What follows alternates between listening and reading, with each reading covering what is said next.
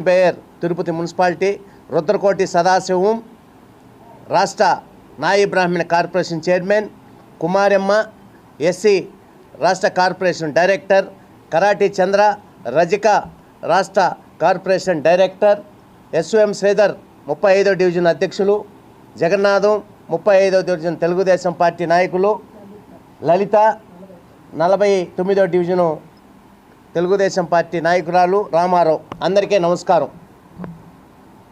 ఈరోజు వెన్నుపోటు దినం అనేది ఒక కొత్త తెచ్చాడు జగన్మోహన్ రెడ్డి అండ్ కో.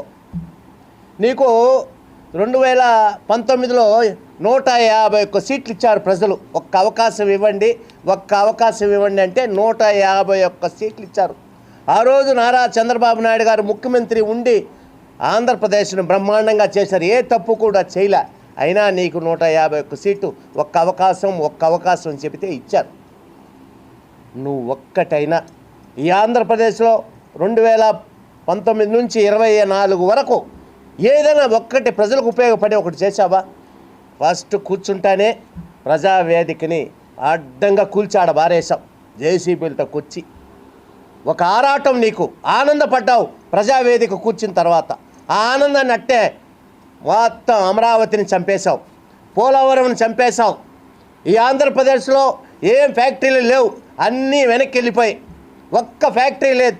భయపడి పూశారు ఫ్యాక్టరీ వాళ్ళందరూ కూడా. వద్దురా నాయనా, ఈడేం జరుగుతుంది, అన్నీ కూల్చేస్తున్నాడు జగన్మోహన్ రెడ్డిని. కక్ష, ఎవరు ఆస్తి పనుల్లో వాళ్ళ ఆస్తులు ధ్వంసం చేయడం, కేసులు పెట్టడం, సంబంధం లేని కేసులు పెట్టి నాశనం చేసావు ఆంధ్రప్రదేశ్ని. 3 రాజధానులు అన్నావు. రాజధానికి వెన్నుపోటు పొడిచేసి 3 రాజధానులు అన్నావు, 3 ముక్కలాట మారగా. కానీ రాజధాని లేదు. ఈ భారతదేశంలో రాజధాని లేని రాష్ట్రం ఏదైనా ఉందంటే అది ఆంధ్రప్రదేశ్. అది నీ వల్లనే. నారా చంద్రబాబు నాయుడు గారు వాళ్ళకి నమ్మి 33,000 ఎకరాలు రైతులు ఇస్తే ఆంధ్రప్రదేశ్ రాజధాని కోసం దాన్ని అట్టే నరవినాశనం చేశాం. ఈరోజు మాట్లాడుతున్నాడు జగన్మోహన్ రెడ్డి వాళ్ళ బ్యాచ్. పోలీసులకు గొడవలు ఇప్పేస్తాం, మేము వస్తే అందరూ రాసుకోండి వాళ్ళు ఏం చేస్తారు అని ఇప్పటి నుంచే భయం పెడుతున్నారు మా కార్యకర్తలకి, పోలీసులకి. మీరు కాదు కదా, ఒక్క సీటు కూడా రాదు ఈసారి. మీకు గుర్తుపెట్టుకోండి. ఇంకా మిమ్మల్ని నమ్మే ప్రసక్తి లేదు ఆంధ్రప్రదేశ్లో. మిమ్మల్ని నమ్మి ఓట్లేసే ప్రసక్తి లేదు. ఈరోజు కూటమి నారా చంద్రబాబు నాయుడు గారు కావచ్చు, ఉప ముఖ్యమంత్రి పవన్ కళ్యాణ్ కావచ్చు, అలాగే బీజేపీ వాళ్ళు కావచ్చు, బ్రహ్మాండమైన పాలన ఇస్తున్నారు. ఆంధ్రప్రదేశ్ అమరావతి రాజధాని బ్రహ్మాండంగా తయారవుతూ ఉంది. పోలవరం బ్రహ్మాండంగా తయారవుతూ ఉంది.